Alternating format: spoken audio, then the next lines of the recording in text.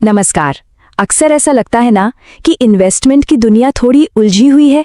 मतलब कहाँ से शुरू करें, पैसा आखिर लगाएं तो कहाँ लगाएं।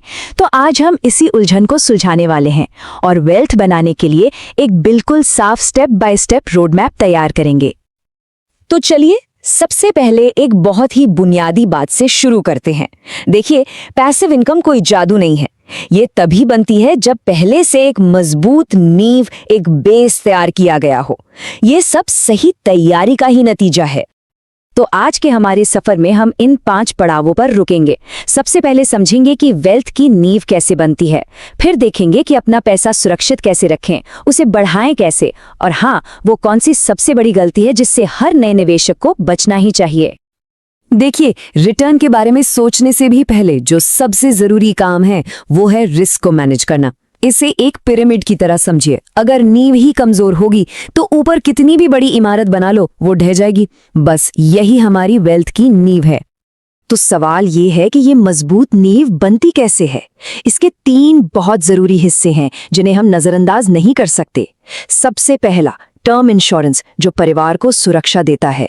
दूसरा, हेल्थ इंश्योरेंस, जो अचानक आने वाले मेडिकल खर्चों से बचाता है। और तीसरा, एक इमरजेंसी फंड, ये मुश्किल वक्त के लिए हमारा सेफ्टी नेट है। अच्छा, तो ये इमरजेंसी फंड है क्या चीज? ये हेल्थ इमरजेंसी के लिए नहीं है, वो तो इंश्योरेंस कवर कर लेता है। ये फंड है जिंदगी की दूसरी अचानक आने वाली मुश्किलों के लिए। जैसे मान लीजिए अचानक नौकरी चली गई, तब ये काम आता है। बहुत बढ़िया।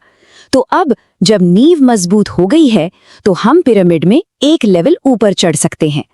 अब सवाल आता है कि जो एक्स्ट्रा पैसा है उसे सबसे पहले कहाँ इन्वेस्ट करना चाहिए। पहले इन्वेस्टमेंट के लिए 2 सबसे आम ऑप्शन हैं। एक तो फिक्स्ड डिपॉजिट यानी एफडी और दूसरा कॉर्पोरेट बॉन्ड्स। तो आइए फटाफट से देखते हैं कि इन दोनों में क्या फर्क है। जैसा कि साफ दिख रहा है, बॉन्ड्स में रिटर्न एफडी से ज्यादा है, करीब 10 से 11% तक। लेकिन हाँ, थोड़ा रिस्क भी ज्यादा है। वहीं एफडी में रिस्क ना के बराबर है और 5 लाख तक की रकम तो इंश्योर्ड भी रहती है। अब ये जो 11% का आंकड़ा है ना, ये बहुत जरूरी है।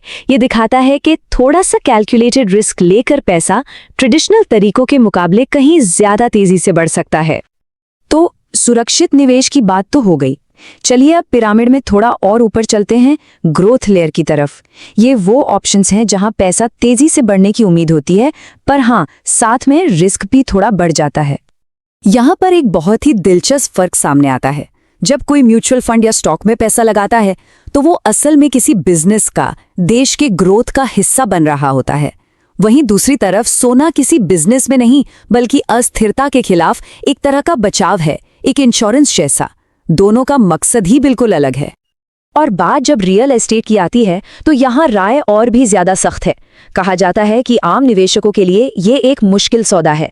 इसमें रिस्क ज्यादा है, पैसा आसानी से वापस नहीं मिलता और सही तरीके से करने के लिए बहुत बड़ी रकम चाहिए होती है। ठीक है, पैसा कहाँ लगाना है ये तो समझ आ गया, लेकिन सबसे बड़ा सवाल, ये पैसा आएगा कहाँ से? हमारे इस पूरे फाइनेंशियल पिरामिड का ईंधन क्या है? तो दौलत का असली इंजन क्या है?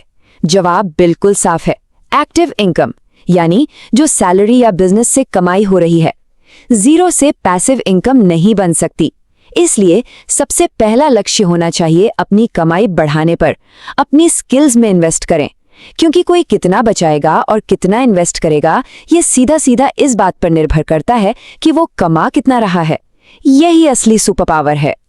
एक अंदाजे के मुताबिक भारत के किसी बड़े शहर में फाइनेंशियल इंडिपेंडेंस हासिल करने के लिए करीब 10 करोड़ रुपए का लक्ष्य रखना पड़ सकता है।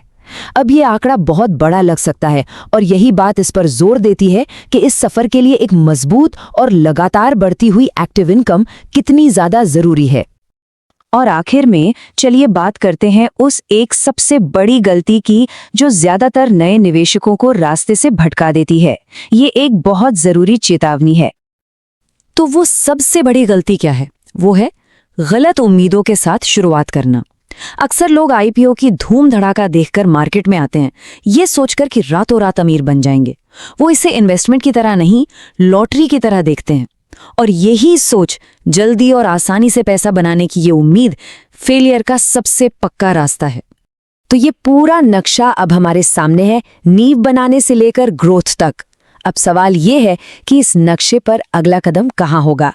अपनी यात्रा के बारे में सोचिए और आज ही पहला फैसला लीजिए।